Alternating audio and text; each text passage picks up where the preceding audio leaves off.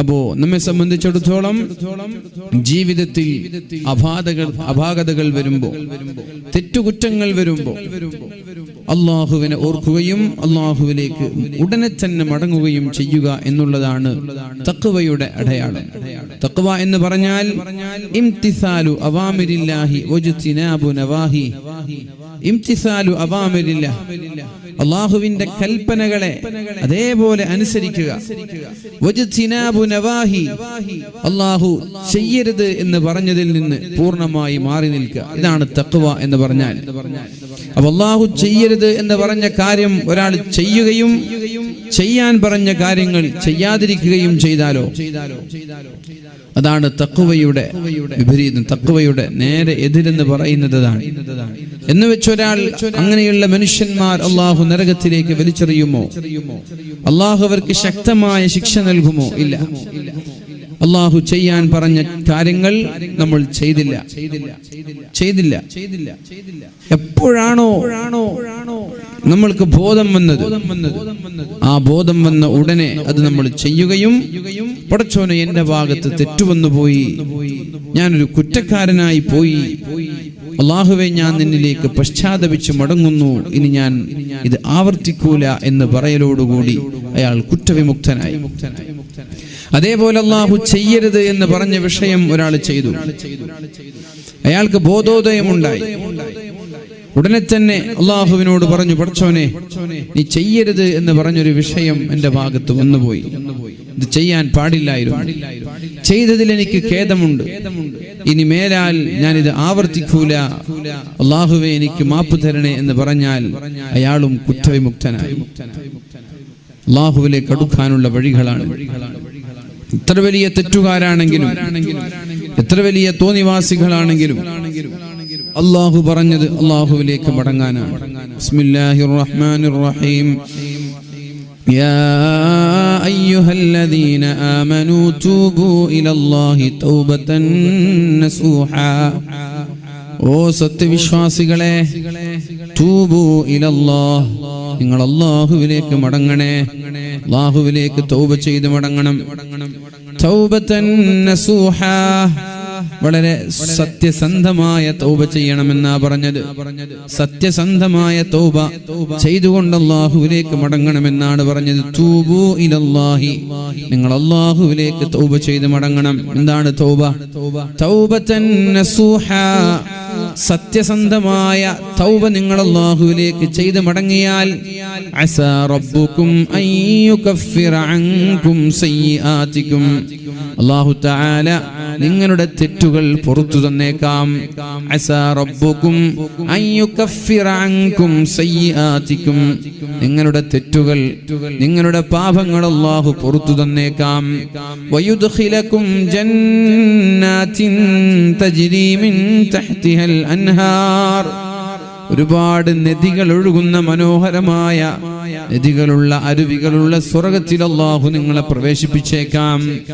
യൗമ ലാ യുഖ്സില്ലാഹുൻ നബിയ്യ വല്ലദീന ആമനൂ മഅഹ്, ആ സമയത്ത് അല്ലാഹു തആല പ്രവാചകന്മാരെയോ പ്രവാചകന്മാരുടെ കൂടെ വിശ്വസിച്ച ആളുകളെയോ അല്ലാഹു ഒരിക്കലും നിന്ദിക്കുകയില്ല. നൂറുഹും യസ്ആ ബൈന ഐദീഹിം വബിഐമാനിഹിം, അവരുടെ മുന്നിലൂടെ, അവരുടെ മുകൾ ഭാഗങ്ങളിലൂടെ പ്രകാശം ഇങ്ങനെ പ്രചരിച്ചു കൊണ്ടേയിരിക്കുമെന്നാ പറയുന്നത്. യസ്ആ ബൈന ഐദീഹിം, അവരുടെ മുൻഭാഗത്തുകൂടെ നല്ല വെളിച്ചമുണ്ടാകും, പ്രകാശമുണ്ടാകും. വബിഐമാനിഹിം, അവരുടെ വലതുഭാഗത്തിലും പ്രകാശമുണ്ടാകും. യഖൂലൂൻ, എന്നിട്ട് അവർ പറയും, റബ്ബനാ അത്മിം ലനാ നൂറനാ, അല്ലാഹുവേ ഞങ്ങളുടെ പ്രകാശം നീ പൂർത്തീകരിച്ചു തരണേ അല്ലാ.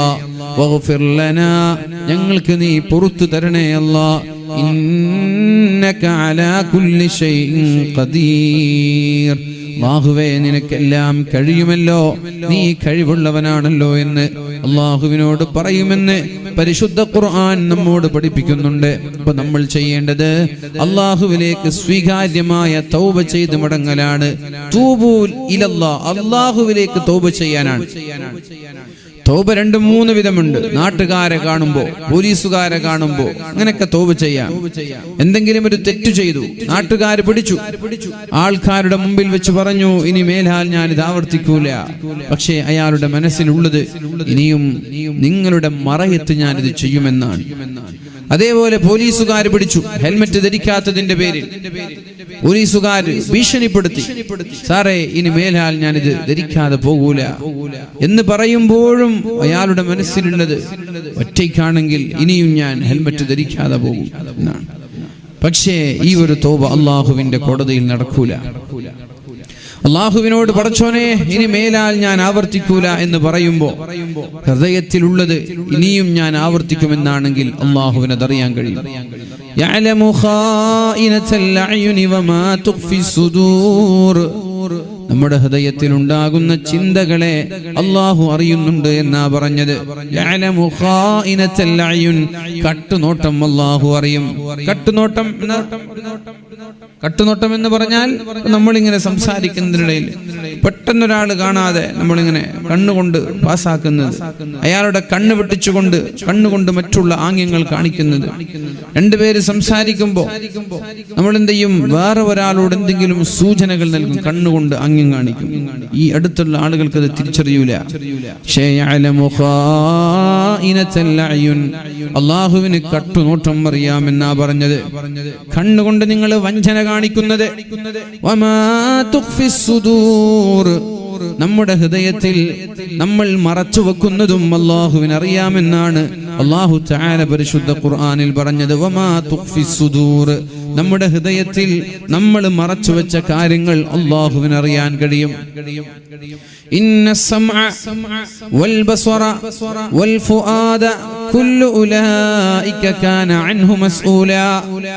നമ്മുടെ ചെവിയും നമ്മുടെ കണ്ണും നമ്മുടെ ഹൃദയവും അള്ളാഹു നാളെ ചോദ്യം ചെയ്യുമെന്നാ പറഞ്ഞത്. കണ്ണുകൊണ്ട് കാണുന്നതും ചെവി കൊണ്ട് കേൾക്കുന്നതും ഹൃദയം കൊണ്ട് ചിന്തിക്കുന്നതും അള്ളാഹു നാളെ ചോദ്യം ചെയ്യുമെന്ന് പരിശുദ്ധ ഖുർആൻ നമ്മോട് പഠിപ്പിക്കുന്നുണ്ട്. അങ്ങനെ വരുമ്പോ അള്ളാഹുവിനെ കബളിപ്പിക്കാൻ കഴിയില്ല. ഹൃദയം കൊണ്ട് ഞാൻ ഇനിയും ആവർത്തിക്കും, പക്ഷേ അള്ളാഹുവേ നീ എനിക്കിത് പുറത്തു തരണേ, എനിക്ക് നീ ഇത് മാപ്പ് തരണേ റബ്ബേ എന്നൊരാൾ തൗബ ചെയ്താൽ അള്ളാഹു അവരുടെ തൗബ സ്വീകരിക്കൂല എന്ന് മനസ്സിലാക്കണം. നമുക്കറിയാം, ദാനധർമ്മങ്ങളിൽ ഏറ്റവും വലുത് പ്രതിസന്ധി ഉണ്ടാകുമ്പോൾ കൊടുക്കുന്ന ദാനധർമ്മമാണ്. ദാർഹുദയെ കുറിച്ച് കേൾക്കുമ്പോഴൊക്കെ അത് നമ്മുടെ സ്ഥാപനമാണ്. സമുദായം ഒരുമിച്ച് ചെയ്യേണ്ട ഉത്തരവാദിത്തമാണ് ദാർഹുദ നമുക്ക് വേണ്ടി നിർവഹിച്ചു കൊണ്ടിരിക്കുന്നത്. അതുകൊണ്ട് ദാർഹുദയുടെ കൂടെ നിന്ന് ആ കരങ്ങൾക്ക് നിങ്ങൾ ശക്തി പകരണം. കേരളത്തിന്റെ പുറത്തുനിന്നുള്ള വിദ്യാർത്ഥികളിൽ 1456 പേർ അവിടെ പഠിക്കുന്നുണ്ട്. അവിടെ ഒരു മുത്തഅല്ലിമിന് ഒരു മാസത്തിൽ 3500 രൂപയാണ് ചെലവ്. കേരളത്തിന്റെ പുറത്തുള്ള അവസ്ഥ നമുക്കറിയാം. ഇത്രയും ഭീമമായ ചെലവുണ്ടാകുമ്പോൾ അത് വേണ്ടെന്ന് വെച്ച് ആ മക്കൾക്ക് പഠനം കൊടുക്കാതിരിക്കാൻ കഴിയുമോ? കേരളത്തിലെ മുസ്ലിമീങ്ങൾ അനുഭവിക്കുന്ന പോലെ വൈജ്ഞാനിക ഉണർവ് കേരളത്തിന് പുറത്തുമുള്ള സംസ്ഥാനങ്ങളിൽ അനിവാര്യമല്ലയോ, പ്രത്യേകിച്ച് ഈ കാലഘട്ടത്തിൽ? അതുകൊണ്ട് ദാർഹുദ ചെയ്യുന്ന ഈ സേവനത്തിന് നിങ്ങളൊക്കെ കൂടെ നിന്ന് ഇൻഷാ അല്ലാഹ് ഈ സ്ക്രീനിൽ കാണുന്ന കൃത്യമായ അഡ്രസ്സിൽ അക്കൗണ്ടിൽ ദാർഹുദയ്ക്ക് വേണ്ടി നിങ്ങളുടെ സഹായങ്ങൾ എത്തിച്ചു കൊടുക്കണമെന്ന് ദാർഹുദയിലെ പൂർവ്വ വിദ്യാർത്ഥി എന്ന നിലയിൽ ഞാൻ നിങ്ങളോട് അപേക്ഷിക്കുകയാണ്. ഇത് നമ്മുടെ സ്ഥാപനമാണ്.